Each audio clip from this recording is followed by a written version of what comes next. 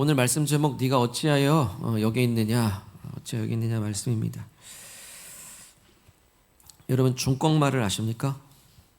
중꺾마. 요즘 시대에 말을 많이 줄여서 하잖아요.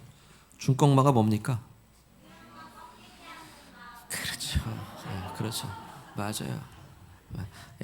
뭐라고요? 맞습니다. 중요한 건 꺾이지 않는 마음이에요. 그죠? 중요한 건 꺾이지 않는 마음. 이쪽은 아는데 이쪽은 아무도 몰라. 그게 뭐라고요? 요즘 말로? 중꺾마예요. 중꺾마예요. 우리가 이렇게 말을 줄이는 데는 이유가 있죠. 긴급하게 필요할 때 있는 거예요. 중꺾마. 중꺾마. 언제 많이 필요할까요? 스포츠 경기할 때, 뭐 게임할 때, 뭐 이런 게임 말고 스포츠 경기할 때 중꺾마 하면 어떻게 됩니까? 딱 알아차리잖아요. 그래서 이거를 스포츠 경기에서 많이 쓰여요. 실제로 지난 월드컵 16강 여러분 보셨습니까? 포르투갈과 얼마나 치열한 접전을 벌였습니까? 근데 이긴다고 이긴 게 아니에요. 골득실도 봐야 되고, 그러면서 얼마나 드라마틱한 그 경기를 펼치고 16강에 올라갔습니까? 강팀을 만나 어려운 경기였지만 우리가 그때 다득점으로 16강에 딱 올라갔잖아요. 중요한 건 꺾이지 않는 마음, 이거 얘기하고 싶은 건데요. 그날 월드컵 끝나고 나서 그 16강 진출 확정된 선수들이 찍은 사진에도 이런 사진이 있습니다. 태극기에 뭐라고 써 있습니까? 맨 아래. 중요한 것은 꺾이지 않는 마음. 중꺾마 외치면서 투지를 보여서 싸웠던 거죠. 그렇습니다. 어떤 상황에서도 중요한 건 꺾이지 않는 마음이에요. 어떤 상황에서도 예배에 대해서 꺾이는 마음이 있으면 절대 안 됩니다. 어떤 상황에서도 기도에 대한 꺾이는 마음이 있으면 절대로 안 돼요. 그 마음을 지키고 어려움을 이겨내는 것이죠. 성경의 잠언에도 똑같은 말씀이 있습니다. 한번 읽어볼게요. 시작. 모든 지킬 만한 것 중에 더욱 네 마음을 지키라. 생명의 근원이 이에서 나매니라. 예, 네 마음을 지키는 게 꺾이지 않는 마음이에요. 무릇 지킬 만한 것보다 그 마음이 중요합니다. 이게 바로 한마디로 말하면 중꺾마 아니겠습니까? 오늘 우리가 만나게 되는 엘리야는 이 중꺾마에 실패해버리고 말았습니다. 엘리야가 낙심 가운데 있습니다. 마음이 꺾여버렸어요. 좌절했습니다. 궁금합니다. 왜 이렇게 엘리야는 마음이 꺾여버렸을까? 자, 엘리야는 그 마음에 열심히 유별났다라고 해요. 우리 10절 상반절만 보실까요? 10절 상반절에 보면 그가 대답하되 내가 만군의 하나님 여호와께 열심히 유별하오니. 누구에게 열심히 유별합니까? 하나님께 대한 열심이 유별해요. 이걸 개역 한글판에는 특심하다. 내가 하나님께 대한 마음이 특별하고 아주 열심과 열정이 있다라는 거예요. 그렇게 열정이 충만한 사람이 왜 마음이 꺾여버렸을까? 왜일까요? 보통은 우리가 열심 다한 일이 잘 되지 않으면 그 열심에 비해서 결과가 안 좋으면 어떻게 됩니까? 마음이 확 좌절되고 꺾여버리죠. 엘리야도 마찬가지입니다. 엘리야는 자꾸만 하나님을 떠나는 이스라엘 백성들을 돌아오게끔 하기 위해서 열정을 다했어요. 그래가지고 이 현재 바알신, 우상신을 섬기고 있는 이스라엘에 대한 경각심을 주기 위해서 이 우상의 선지자들을 갈멜산에 다 모아놓고 무려 850명을 모아놓고 1대 850으로 싸운 사람이에요. 전쟁을 한 게 아니라 영적 전쟁을 했는데 한번 대결해보자. 누가 진짜 신이냐? 여호와 하나님이 진짜 신이냐? 너희가 믿는 우상단지 바알신이 진짜 신이냐? 어떻게 검증할래? 봤더니 우리가 쌓은 제단 위에 하나님의 불이 임하는 그 신이 진짜 신이다. 그랬을 때 바알신을 섬기는 바알 우상 숭배자는 어떻게 됩니까?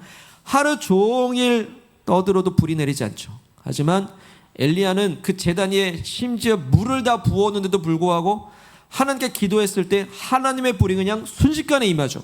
누가 신이냐? 여호와 하나님이 진짜 신임을 증명하고, 하나님의 진짜 신임이 증명되었을 때 이 바알 선지자와 아세라 선지자 850명을 데리고 이 한 사람이 다 처형을 하는 거예요. 그러면서 승리를 하게 되는 것이죠. 그런 열정이 있었어요. 엘리야는 또 어떤 열정이 있었습니까? 6개월 동안, 3년 6개월 동안 비가 내리지 않을 때 드디어 하나님의 말씀으로 비가 내리겠습니다는 소식이 들려왔고, 내가 비를 내려주겠다는 하나님의 약속에 굳게 말씀을 믿고서 가만히 앉아있지 아니하고 비구름이 올 때까지 얼굴을 땅에 파묻고 비를 내려달라고 간절히 간구했어요. 기도한 사람이에요. 그렇게 열심과 열정을 다해 기도했을 때 비가 내리지 않습니까? 엘리야는 그렇게 열정이 많은 사람이었고 하나님께 대한 열심이 많은 사람이었어요. 그러면 이렇게 열심히 다 쏟아 부었을 때 어떤 기대감이 있습니까? 아, 백성들이 돌아오겠구나. 아, 우상숭배자 아방도 회개하겠구나. 이제까지 바알신을 가지고 들어온 이세벨도 회개하겠구나. 왕비 회개하겠구나. 그런 기대감이 다 있잖아요. 하나님 임재를 받는데, 그동안 3년 6개월 동안 비 안 내리다 딱 비도 내리는데 하나님 믿지 않겠습니까? 그런 기대감이 있죠. 그런데 뜻밖에도 들려오는 소식은 무슨 소식입니까? 아방의 왕비인 이세벨이 엘리야를 향해서 너 죽어 그랬어요. 그리고 내가 너를 죽일 거야 라고 협박과 위협이 돌아왔습니다. 자, 어떻습니까? 하나님께 돌아오리라는 기대감이 있었는데 오히려 협박과 위협이 왔을 때에 엘리야는 낙심할 수밖에 없는 거예요. 아무것도 된 게 없네. 그 모든 노력이 다 헛수고 같았어요. 그토록 목숨을 걸고 헌신했는데 돌아오는 건 협박이고 여전히 아무런 백성들은 변화가 없고, 그때 엘리야의 마음은요 확 꺾여버리는 거예요. 꺾였어요. 여러분 생각해 보십시오. 그간 엘리야가 얼마나 많이 협박을 받았겠어요. 현재 지명수배까지 당한 사람이거든요. 그 당시에 얼마나 이 협박과 위협이 많았겠습니까? 그런다고 이번에 한번 협박 한번 더 했다고 뭐 그리 됐습니까? 근데 이번엔 달라요. 이번엔 달라요. 엘리야는 자기 목숨을 지키려고 열심히 도망쳤대요. 도망치고 말았어요. 이 사람은 도망치는 사람이 아닙니다. 근데 도망쳐버렸대요. 왜일까요? 자기가 쏟은 열정과 열심이 아무런 소득이 없을 때 거기에 대한 그 마음이 꺾여버리게 되면요, 그 한 번의 협박과 위협에도 두려움으로 압도하는 거예요.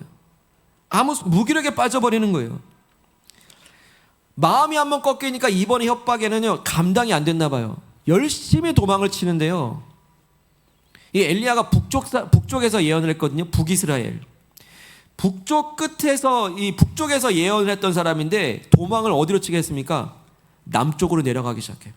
남쪽으로 도망을 치다가 40일을 열심히 도망을 치다가요, 수백 킬로미터 떨어진 최남단, 여러분 오늘말로 말하면 시나이 반도 그 남쪽 끝에 호렙산까지 도망칩니다. 그 호렙산을 성경은 시내산이라고도 하죠. 모세가 하나님의 계명을 받았던 그 시내산, 그 호렙산까지 도망을 치게 되는 거예요. 그리고 그 호렙산에 어느 굴 속에 들어갔다라는 것입니다. 오늘 말씀 보니까요, 엘리야는 그 호렙산의 어느 굴 속에 들어가서 그렇게 자기 한 몸 은신하여 숨어 있는 상태입니다. 여러분 어떻습니까? 엘리야의 모습이 당당합니까? 초라합니까? 초라하게 그지없죠. 도대체 이 사람이 갈멜산에서 850명의 선지자들을 처형한 사람인가? 이긴 사람인가? 도대체 이 사람이 비가 올 때까지 포기하지 않고 기도했던 그 열정의 사람이 맞는가? 그렇지 않아요. 한번 꺾인 엘리야의 마음은 좀처럼 헤어나오지 못하고 있습니다. 자, 이러한 때, 바로 이렇게 마음이 꺾여버린 이러한 때에 드디어 하나님께서 나타나셔서 질문하십니다. 우리 9절 말씀 읽겠습니다. 시작. 엘리야가 그곳 굴에 들어가 거기서 머물더니 여호와의 말씀이 그에게 임하여 이르시되 엘리야야 네가 어찌하여 여기 있느냐. 아멘. 네가 어찌하여 여기 있느냐 말씀하시면, 네가 어찌하여 여기 있느냐 그래요. 네가 지금 북쪽 그 이스라엘에서 거기에 있어야서 하나님의 그 말씀을 전해야 될 사람이 어찌 여기 남쪽까지 와가지고 이러고 앉아있냐 이거예요. 그래서 엘리야가 뭐라고 답합니까? 10절 말씀 한 번 더 읽어볼까요? 10절 시작. 그가 대답하되 내가 만군의 하나님 여호와께 열심히 유별하오니 이는 이스라엘 자손이 주의 언약을 버리고 주의 제단을 헐며 칼로 주의 선지자들을 죽였음이오며 오직 나만 남았거늘 그들이 내 생명을 찾아 빼앗으려 하나이다. 그러니까 요약하면, 아유 하나님, 제가 그렇게 열심을 다했는데도 그 결과가 어떻습니까? 이스라엘 자손은 여전히 주님을 버리고 제단도 헐어버렸고 급기야 나 같은 선지자까지 죽이려 하니 이제 나 혼자만 남았습니다라고 그렇게 항변하고 있는 겁니다. 자, 여기서 꺾인 마음이 느껴지십니까? 그렇게 열심히 다 했는데 백성들은 하나님의 제단 헐어버려 오히려 선지자를 더 죽이려 해. 그리고 다 죽고 나만 남았어요. 고독하지 않겠습니까? 자, 그러면 이러고 그냥 끝나냐라는 거예요. 하나님 뭔가 하시겠죠. 이렇게 마음이 심하게 꺾여버린 엘리야를 어떻게 회복하느냐가 중요해요. 근데 이것이 오늘 우리에게도 중요한 질문은, 우리도 마음이 꺾였지 않습니까? 한정 어떻게 사셨습니까? 계획대로 되셨습니까? 되기를 바랍니다만, 내가 계획했던 거 꺾이지 않습니까? 자녀를 기르는데 자녀들 마음대로 부모님 뜻대로 잘 길러지든가요? 자녀를 대할 때마다 여러분 마음 꺾이죠. 우리 학생들 공부할 때마다 마음이 꺾이잖아요. 우리 학생들 앞으로 미래에 대한 진로 앞에서 고민하면서 마음이 꺾일 때 많지 않습니까? 늘 마음이 꺾여 일터, 그 치열한 전쟁터 같은 일터에서 여러분 살아 돌아오셨는데 얼마나 마음 꺾이는 사람들이 많습니까? 우리 군대에서 휴가 나온 우리 형제님도 계시지만 여러분 군대 생활하면서 얼마나 마음이 꺾일 때 많습니까? 마음이 약해서도 마음이 꺾이고 몸이 아파서도 마음이 꺾이고. 그래서 오늘 어떻게 하나님 우리 꺾인 마음을 회복시키신 그 엘리야의 모습을 보면서 여러분 잘 들으셔야 됩니다. 어떻게 하나님 우리를 이 꺾인 마음을 회복시키시는가. 결론은 여러분 자동차가 고장나면 어떻게 합니까? 길을 가다 자동차 고장났어요. 시동 걸어도 걸립니까? 안 걸려요. 소위 말하면 전문용어로 퍼졌다 그러죠. 차가 퍼지면 어떻게 합니까? 레카차 불러야 돼요. 견인차 불러야 돼요. 무기력 가운데 있는 사람에게 일어나라 그러면 못 일어납니다. 알아도 못 일어나요. 그럴 땐 어떻게 됩니까? 견인차가 와야 돼요. 다시 말해 하나님이 우리를 끌어주셔야 되는 줄로 믿습니다. 저 어디 가서 계신 거예요 지금? 어디 가서 계신 겁니까? 무기력에 빠지고 내 인생이 그렇게 꺾여버렸을 때는요, 반드시 나를 끌어주는 존재가 있어야 되는 거예요. 몸부림쳐도 되는 게 아닙니다. 수렁에 빠질 때는 지푸라기를 잡고 끌어나와야 되는 거예요. 근데 하나님에 대한 존재를 모르는 사람들은 자꾸 끊어지는 지푸라기만 잡으니까 자꾸 빠지죠. 근데 여러분 믿으시길 바랍니다. 하나님의 견인차는 우리에게 든든한 밧줄인 줄로 믿으시길 바랍니다. 하나님이 우리를 끌어내신다니까요. 그 낙심의 굴에서 하나님께서 끌어내시기 위해서 가장 먼저 하나님이 엘리야에게 하신 일은요, 바로 그 자리에 함께 하셨다라는 거예요. 여러분 9절 끝에 보면 하나님께서 엘리야에게 네가 어찌하여 여기 있느냐라고 물어보십니다. 근데 왜 하나님은 엘리야에게 네가 왜 거기 있느냐라고 물어보지 않고 여기 있느냐라고 물어보셨을까요? 자, 그러면 질문 드립니다. 거기 있느냐 하지 않냐고 여기 있느냐라고 질문하신 하나님의 위치는 지금 어디 계십니까? 거기 계십니까? 여기 계십니까? 예, here, 여기 계시죠. 예. 하나님은 저 멀리서 왜 거기 있어 하지 않냐고, 그 엘리야가 낙심해 있는 그 굴 바로 여기에서 찾아오셔서 여기에 있느냐라고 말씀하시는 거예요. 그러면 엘리야가 완전히 마음이 꺾인 그 자리에 누가 계십니까? 하나님이 같이 계신 거예요. 같이 계신 거예요. 그렇습니다. 좌절의 그 자리에 하나님이 계셔요. 마음이 꺾인 그 자리에 하나님이 계세요. 내가 굴을 판다고 그러죠. 굴을 파고 들어간 그 자리에 주님은 바로 여기 계시더라고요. 여러분, 제자들이 폭풍 속에서 막 고생하고 있습니다. 저 바다를 건너가야 되는데 예수님의 제자들이 막 폭풍 속에서 침몰할까 봐 막 고생하고 있을 때 예수님은 어디 계십니까? 그렇게 흔들리는 배 가운데 계신 거예요. 그리고 그 흔들리는 배로 걸어오시는 거예요. 예수님은 어디 계십니까? 폭풍 밖에 계십니까? 폭풍 가운데 계십니까? 폭풍 가운데. 제자들이 폭풍을 겪고 있는 그 풍랑 한가운데 예수님이 함께 계셔요. 예수님이 왜 이 땅에 사람 몸을 입고 오셨을까요? 예수님은 자 너희 스스로 구원하라, 여기까지 올라와라 그러지 아니하시고 우리를 구원하시기 위해서 저 하늘에서 이 땅에 내려오셨다라는 거예요. 그렇게 좌절의 백성들, 고난의 백성들, 구원을 몰라 이리저리 헤매는 백성들에게 자 구원하라 하신 게 아니라 여기까지 내려오셔서 우리의 손을 잡고 십자가로 그리고 구원으로 인도하신 줄 믿습니다. 예, 주님은 우리가 겪는 그 고난과 어려움 밖에 있지 아니하시고 내가 고난을 겪고 있는 바로 여기에 이 고난의 굴 속으로 들어오셔서 바로 곁에 머물러 주셔요. 여러분 어떤 상황과 지금 어떤 낙심 가운데 지금 좌절의 굴을 파고 들어가셨습니까? 그 누구도 이 좌절의 굴 속에 들어오지 못해요. 그리고 들어오는 것도 창피해요. 내가 이러고 있는 모습, 엘리야가 그렇게 싸웠는데 이 굴 속에 들어와 있는 거 누가 볼까 두려워요. 그러면 사람들은 점점 자기 굴을 팝니다. 홀로 스스로 고독하게 만듭니다. 그 누구도 들어올 수도 없고 들어와서도 안 돼요. 근데 거기에 누가 들어오십니까? 바로 여기에서 주님 우리에게 물으십니다. 네가 왜 거기 있느냐? 아니, 네가 왜 여기 있느냐라고 같이 머물러 주시면서 우리에게 말씀하십니다. 여러분, 그 누구도 이 굴과 나와 함께 하지 못하고 그 누구도 위로되지 못할 때 내 혼자가 아니라는 것을 주님 나와 함께 하심을 믿고 깨닫게 될 때에 세상에 줄 수 없는 그 평안과 위로를 얻으시기를 바랍니다. 거기가 아닌 여기 계신 하나님의 위로와 평강이 우리로 하여금 다시 이 굴 밖으로 나갈 힘을 주실 줄 믿습니다. 하나님이 우리를 굴에서 끌어내시는 방법은 밖에서 나와라 나와라 하지 아니하시고 그 굴 속까지 들어오셔서 머무르시면서 우리를 끌어내리심을 꼭 기억하시길 바랍니다. 그러면 가만히 그 굴에만 계속 계시겠습니까? 내가 널 위로해 줄게. 내가 너를 평안을 줄게. 여러분, 위로하러 들어오신 하나님이 우리의 그 굴 속에만 계속 계시면 되겠습니까? 손잡고 나와야 되잖아요. 이제 손잡고 나와야 되지 않습니까? 그 다음으로 하나님이 하신 일이 있습니다. 하나님 엘리야에게 얼마나 하나님이 크고 광대하신지를 보여주십니다. 11절 말씀 제가 읽겠습니다. 여호와께서 이르실 때 너는 나가서 여호와 앞에서 산에 서라 하시더니 여호와께서 지나가시는데 여호와 앞에 크고 강한 바람이 산을 가르고 바위를 부수나 바람 가운데 여호와께서 계시지 아니하며 바람 후에 지진이 있으나 지진 가운데 여호와께서 계시지 아니하며 12절 함께 읽을게요. 시작. 또 지진 후에 불이 있으나 불 가운데도 여호와께서 계시지 아니하더니 불 위에 세미한 소리가 있는지라. 아멘. 하나님이 엘리야에게 이제 말씀하십니다. 뭐하고 있어? 일어나 서. 여기 서봐 라는 거예요.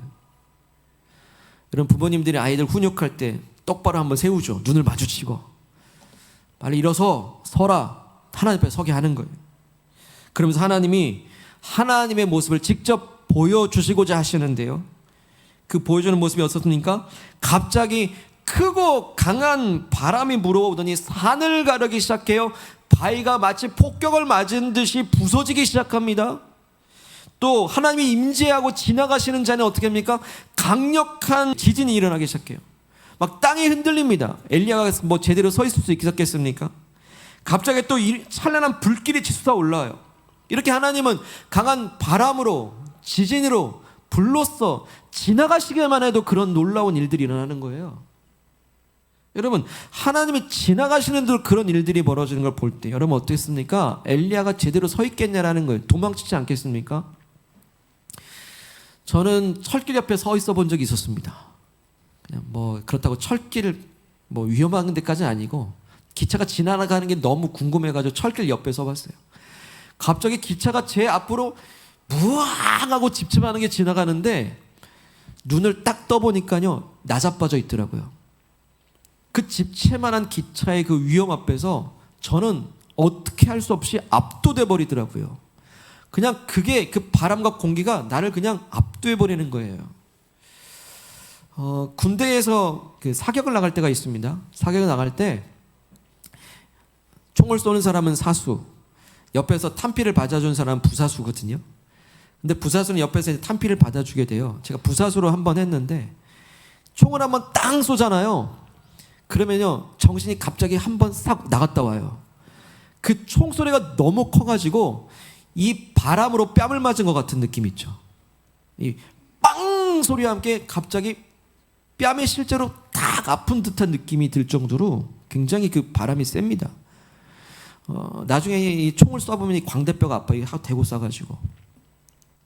여러분, 그런 것처럼 바람, 불, 지진, 그런 어떤 물리적인 하나님의 임재와 위험 앞에서는요 사람은 한낱 미물에 불과한 거예요. 납작 엎드리게 되는 거예요.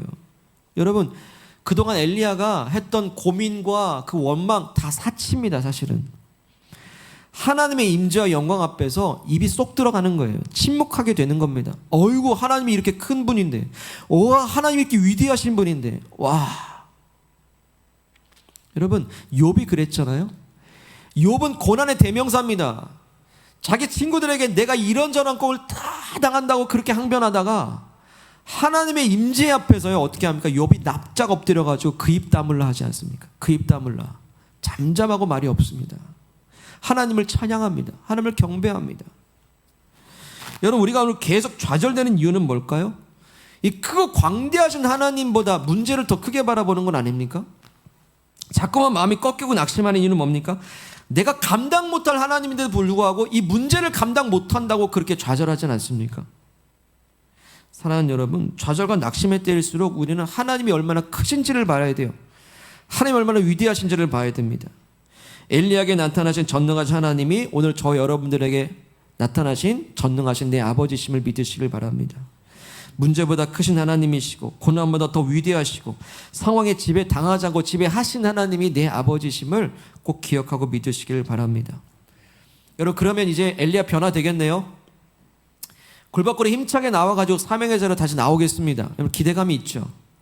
그래서 하나님은 부드럽고 고요한 소리, 오늘 말씀에 읽은 말씀에 세미한 소리라고 하는데, 세미한 소리로 하나님은 다시 물어보세요. 내가 어찌하여 여기 있느냐? 다시 물어보십니다. 자, 엘리야의 대답이 어떨까요? 기대감이 있죠. 와, 이제 하나님, 크고 위대한 하나님 내가 찬양합니다. 할렐루야. 내가 왜 이러고 있었을까? 일어나겠습니다. 그러겠습니까? 아니요. 14절 말씀 다시 보시죠. 내가 하나님께 열심히 유별했고 또 백성들은 주님을 버렸고 선지자들 다 죽였으니 오직 나만 남았습니다. 아까 어떤 말씀하고 똑같아요? 아까 10절하고 똑같죠? 갑자기 컨트롤 C, 컨트롤 V 한 것처럼, 복부단 것처럼 똑같이 얘기합니다. 내가 여전히 혼자 남았습니다. 내가 열심히 유별하지만 상황은 그렇지 좋지 않고 내가 또 이렇게 나만 혼자 남았다라고 또 그렇게 한탄하고 있습니다. 여러분, 이럴 수 있습니까? 하나님의 임재를 딱 경험하고 나가서 변화되는 게 맞잖아요. 그런데도 불구하고 변화되지 않는 이유는 뭡니까? 첫째, 그만큼 낙심해 있다. 그만큼 마음이 너무 꺾여 있다. 둘째, 사람 변하는 게 쉽지 않구나. 사람이 변하는 것은요, 기적을 보고 변하는 게 아닙니다. 하나님 말씀으로 변화되는 줄 믿습니다. 여러분, 사람이 기적 보고 변화됐다고 한다면 예수님도요, 이 땅에 오셔가지고 병든 자 낫게 하고 앉은 자 일어서게 하고 죽은 자도 일으켰어요. 근데 나중에 사람들이 뭐라고 합니까? 예수를 십자가에 못 박으라 그래요. 그 기적을 보고서도 십자가에 못 박으러 가는 이유는 뭡니까? 사람은 기적 보고 놀라는, 변화되는 게 아니었어요.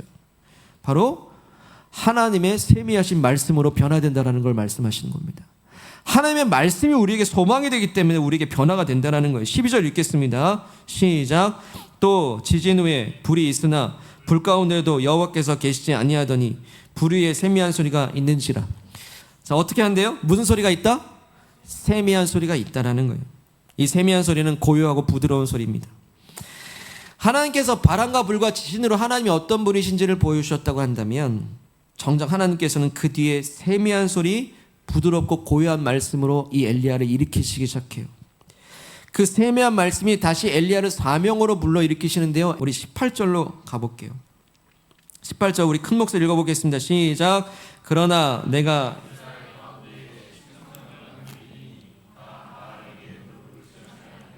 다 바알에게 입맞추지 아니한 자니라. 아멘. 이게 무슨 소리입니까? 하나님께서는 이스라엘 백성들 중에 바알신을 따르지 아니하고 하나님을 신실하게 섬기는 믿음의 사람들을 7,000명이나 남겨주셨다라는 거예요. 성경에서 보통 나오는 7이라는 숫자는 완전 숫자인데 이 7,000명은 진짜 실제 7,000명 그 이상의 의미가 있습니다. 수많은 믿음의 사람들이 바알에게 무릎 꿇지 아니하고 하나님에 대한 신앙을 굳건히 지키고 있다는 거예요. 이 뜻밖의 말씀을 듣고 엘리야가 어땠을까요? 엘리야는 지금 2번이나 하나님께 뭐라고 했습니까? 다 죽었어요. 다 죽었어요. 나만 남았어요. 나만 남았어요. 그 큰 기적을 보고 나서도 나만 남았어요. 나만 남았어요. 그렇게 항변했거든요. 하나님 뭐라고 답변하셨어요? 너만 남기는. 바알에게 무릎 꿇지 않은 그 7,000명의 신실한 믿음의 사람들이 아직 남아있다라고 이 하나님께서 이 엘리야에게 말씀하고 계신 거예요. 엘리야가 깨달았을 거예요. 헛된 노력이 아니었구나. 헛된 열심이 아니었구나. 내가 몰랐을 뿐이지 하나님은 일하고 계신다는 걸 알게 되는 거예요. 그리고 일어납니다. 그리고 다시 사명의 자리로 나아가게 되는 거예요. 여러분, 엘리야를 그 굴에서 나오게 하시고 회복시키는 그것은요, 바로 세미하게 들려주신 하나님의 말씀이라는 사실을 꼭 기억하시길 바랍니다. 여러분, 생각해 보십시오. 질문합니다. 엘리야가 이런 소망, 내게도 소망이 있구나, 소망을 가질 수 있었던 그 이유가 뭘까요? 첫째, 자기 눈으로 이 소망을 봤기 때문에 소망을 가졌습니까? 아니면 귀로 들었기 때문에 소망을 가졌습니까? 자, 1번입니까? 2번입니까?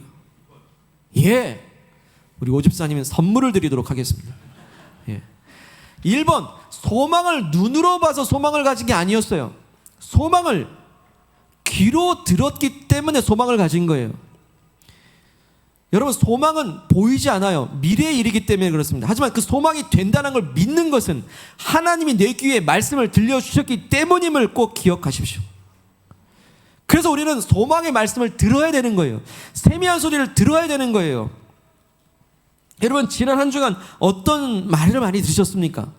이 세상의 일터와 상황과 만남 속에 내게 들려주신 그 말들은, 그 많은 말들은 내게 소망이 되는 말이었습니까? 낙심의 말이었습니까? 한번 생각해 보십시오. 이 세상에 주는 말은 앞으로 정말 바르게 무릎 꿇지 않은 믿음의 사람이 있다는 소망의 말을 내게 주었습니까? 아니면은 현실 자각, 현타의 말을 줬습니까? 대부분 세상에 주는 말은요, 현타일 수밖에 없어요. 눈에 보이는 것대로 판단하고 결정하기 때문에 세상이 우리에게 들려준 말은 대부분 현실 자각의 말만 들어줘요. 제가 너보다 앞서고 있던데, 저 회사가 저기보다 앞서던데, 너 뭐하고 있어? 막 그러면서 우리를 조급하게 만들어요. 소망이 줍니까? 낙심과 좌절의 말이 더 많지 않습니까? 그런데요, 우리에게 주시는 말씀 무엇이냐? 바로 하나님 우리에게 소망의 말씀을 주신다라는 거예요. 그 열심 다한 그 모든 노력들이 헛되지 않고, 오늘 너의 기도가 헛되지 않으며 하나님께서 그 기도에 응답되실 때까지 일하고 계신다는 것을 계속 우리에게 말씀해 주시는 거예요. 자, 그러나 어떻게 됩니까? 세미한 주의 말씀을 듣는 자리에 늘 나오셔야 되겠죠. 오늘 예배의 자리에 잘 나오셨습니다, 여러분. 생활 속에서 과연 하나님의 생각과 하나님의 뜻은 뭔지, 그 모든 결정들을 그냥 결정할 게 아니라 하나님의 뜻은 무엇인지 그 세미한 음성을 늘 들어야 되겠죠. 그 소망의 말씀을 듣고 우리는 담대하게 오늘 이 자리를 벗어나 사명의 자리로 나아갈 수 있다라는 거예요. 여러분, 그 소망의 말씀이 우리와 함께 계십니다. 너 혼자 신앙생활하는 거 아니다라고 우리에게 말씀하세요. 너 혼자 목회하는 거 아니다라고 말씀하세요. 그래서 귀한 많은 사람들, 만남들을 주십니다. 믿음의 동역자들 주시고, 교회 안에서 주시고, 사랑방으로 주시고, 너 혼자 공부하는 거 아닙니다 라고 말씀하십니다. 성령님이 우리에게 지혜가 되시고 함께 해주세요. 몸이 아파서 치료받고 수술받을 때 그 수술방에 혼자 들어가는 게 아닙니다. 예수님이 함께 들어가십니다. 예수님이 함께 그 침상에서 치유하고 계시고 고치고 계십니다. 우리 혼자 나 혼자 고난 겪는 거 아닙니다. 지금도 폭풍 가운데 함께 예수님은 나의 고난과 함께 걸어주고 계십니다. 그게 소망인 거예요. 그리고 열매가 있습니다. 바르게 무릎 꿇지 않은 믿음의 열매들이 있습니다. 여러분, 그래서 성도는 좌절되고 낙심될 때 굴을 팔 게 아니라 예배의 자리에 나와서 하나님의 세미한 말씀을 들어야 될 줄로 믿습니다. 말씀 정리합니다. 오늘 우리는 어떤 마음으로 지금 살아가고 계십니까? 나도 혹시 엘리야처럼 마음이 꺾여서 내가 파놓은 굴에 그렇게 아무것도 없고 나 혼자 남았다라고 그렇게 좌절하고 앉아 계십니까? 그렇다면 나는 어디에서 그렇게 마음이 꺾였나를 한번 생각해 보세요. 내 마음이 어디서 꺾였나? 열심을 다했지만 열매가 없고, 열심을 다해 일하고 열심히 애들 키웠고, 열심 당해 계획해 일을 향해 달려왔는데 뜻했던 것과 전혀 다른 결과물이 나와서 마음이 혹시 꺾였습니까? 어떤 문제를 해결하려고, 어떤 사람을 변화시키려고 하다가 도저히 변화되지 않을 것 같아서 마음이 꺾였습니까? 그때 엘리야처럼 우리도 마음이 꺾여 굴파고 어디 들어가 앉아있는 건 아닌가? 오늘 저와 여러분들에게 동일하게 질문하십니다. 네가 어찌하여 여기 있느냐? 마음 꺾이고 마음의 굴을 파고 생각의 굴을 파고 주저앉아 있는 우리에게 하나님 물으십니다. 네가 어찌하여 그러고 있느냐? 여기 있느냐? 이제 주님께서 나와 함께 하심을 믿으시길 바랍니다. 거기 있지 아니하고 여기 계신 하나님을 바라보시길 바랍니다. 바람처럼 지진처럼 불처럼 그 강하고 능하신 크고 광대하신 하나님이 내 아버지심을 믿으실 때 문제보다 더 크고 위대하신 하나님을 오히려 고난과 눈물 가운데 찬양하고 감사하시기를 바랍니다. 그리고 이제 주님의 세미한 소리를 들으십시오. 나 혼자가 아니며 내 수고가 헛되지 않으며 또한 앞으로 뭘 해야 될지를 그 세미한 음성을 통해 배우시고 깨닫고 그걸 순종하시길 바랍니다. 네가 어찌하여 여기 있느냐 물으실 때 이제 주님 주신 위로와 힘과 사명으로 힘차게 일어나시는 우리 모두가 되시길 축복합니다. 사랑하는 여러분, 이 시간 주신 말씀 부여잡고 기도합시다. 마치 고장난 자동차처럼 길을 열심히 달려가다 그렇게 시동이 꺼져버린 자동차처럼 무기력 가운데 그리고 좌절 가운데 나 혼자만의 굴을 파고 그렇게 들어가 있는 것은 아닙니까? 도저히 돌파구가 보이지 아니하고 이제는 그렇게 하고 싶지도 않은 그 열심히 꺾어버려서 더 이상 그렇게 하고 싶지 않은 그 무기력 속에서 낙심하여 좌절해 굴에 있는 건 아닙니까? 그러나 하나님이 계십니다. 우리를 끌어줄 분 오직 하나님이십니다. 하나님 우리를 이끌어 주시고자 이제 그 내가 파놓은 굴 속에 하나님은 지금 들어오십니다. 왜 거기 있느냐 하지 않냐고 왜 여기 있느냐 고요하게 말씀하신 주의 그 세미한 음성을 이 시간 들으시길 바랍니다. 요즘에 어떤 생각 가운데 복잡하십니까? 어떤 고민과 염려와 두려움 속에서 그렇게 갈 길 몰라 그렇게 낙심하고 마음이 복잡해 계십니까? 여러분, 영적인 우선순위를 잡으십시오. 영적 질서를 회복하십시오. 사실 내가 복잡한 것은 하나가 무너진 것뿐입니다. 바로 세미한 음성을 듣는 그 자리에 있지 않은 것뿐이에요. 이 시간 주님 우리에게 찾아오셔서 그 낙심의 자리에 오셔서 우리의 손 붙잡아 주시고 네가 어찌 여기 있느냐 말씀하실 때 여러분 고백하십시오. 하나님, 열심히 해도 안 되던 거려? 나만 남은 것 같아요. 고독합니다. 그리고 외롭습니다. 여러분 솔직히 엘리야처럼 고백하십시오. 주님 우리에게 보여주십니다. 내가 얼마나 위대한지 봐라. 내가 얼마나 크고 광대한지 봐라. 너의 문제와 상관없이 너의 문제를 뛰어넘어 아니 비할 수 없이 크고 광대하신 하나님이 어떤 분이신지 알라. 여러분 이 고난의 때 하나님이 어떤 분이신지를 깊이 묵상하시길 바랍니다. 그러한 결단으로 기도합시다. 또한 이제 세미한 음성을 들려주십시오. 그 말씀을 들려주실 때 내가 뭘 해야 될지 알게 하시고 세상에 주는 소리가 아니라 주님 주신 그 말씀이 내게 온전한 소망이 되어져서 내가 소망을 눈으로 본 건 아니지만 귀로 들었사오니 주실 줄 믿습니다. 담대히 일어나겠습니다. 결심하며 기도하겠습니다. 할렐루야. 거룩하신 하나님 아버지, 오늘 좌절과 낙심 가운데 있는 우리 모두에게 주님 찾아오셨습니다. 하나님 아버지, 마음이 꺾였습니다. 마음이 꺾이고 말았습니다. 하나님 아버지, 이 좌절과 낙심의 굴을 타고 우리는 들어가 앉아 있습니다. 우리를 불쌍히 여겨 주시옵소서. 우리를 불쌍히 여겨주시기를 주님 간절히 원합니다. 아버지, 다른 데 있지 않냐고 여기 계신 하나님 은혜 감사합니다. 여기 나의 굴과 함께 하신 주의 놀라운 사랑과 은혜에 인하여 찬양하며 감사합니다. 아버지, 하나님 그 누구도 이 굴에 들어올 수 없었습니다. 그 누구도 이 굴에 들어오지 못했습니다. 그러나 이 굴 속에 주님은 찾아오셨고 함께하여 주셨사오니 나와 함께 머물러 주신 주의 은혜를 감사합니다. 이제 하나님의 크고 광대하심을 보게 하여 주시옵소서. 이 굴 속에서 하나님의 놀라우심을 찬양하고 감사하게 도와주시옵소서. 거룩하신 하나님 아버지, 이제 세미한 음성으로 말씀하실 때 내가 너를 지명하여 불렀고 내가 너를 사랑한 여호와라 말씀하시니 주여 감사합니다. 주여 찬양합니다. 영광받아 주시옵소서. 내가 너를 지명하여 불렀나니 너는 내 것이라 내 것이라 너의 하나님이라 내가 너를 보배롭고 존귀하게 여기노라. 너를 사랑하는 내 영 내가 너를 지명하여 불렀나니 내가 너를 지명하여 불렀나니 너는 내 것이라 내 것이라 너의 하나님이라 내가 너를 보배롭고 존귀하게 여기노라. 너를 사랑하는 내 여호와라. 하나님 아버지, 내가 너를 지명하여 불러나니 너는 내 것이라. 이것이 바로 우리에게 소망의 말씀이고 세미한 음성임을 고백합니다. 하나님 아버지, 그렇게 열심 다했는데도 되지 않고 그렇게 수고와 내 열정을 다했는데도 아무런 열매가 없으며 정말로 헛된 것 같은 그런 결과물에 나는 그렇게 낙심되었고 마음이 꺾이고 말았습니다.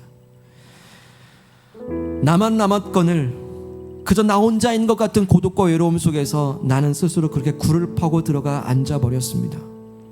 그 누구도 이 굴에 들어올 수 없고 들어와서도 안 되고 나의 부끄러운 모습을 그 누구에도 보여줄 수 없는 그 가운데에 아버지, 내 좌절과 낙심과 꺾인 마음의 굴에 조용히 찾아와 주신 하나님의 사랑이 나여 감사를 드립니다. 내가 홀로 있다 하는 바로 그 순간에 주님은 함께 계셨습니다. 내가 홀로 있다 외로워하는 바로 그 순간에 주님은 바로 내 옆에 계셨음을 우리는 믿습니다.